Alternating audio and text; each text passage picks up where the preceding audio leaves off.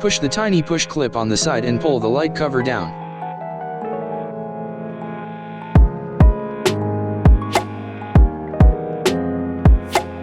Next, push on the tab to disconnect the stock light housing from the connector.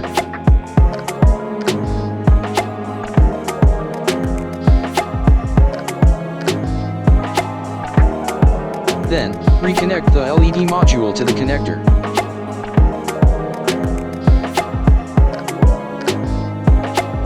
Next, insert the connector and its load resistor into the car body before securing the LED light module.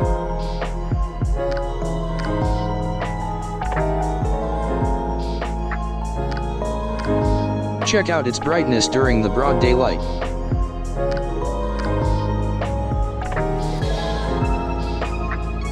Here's how bright it is during the night.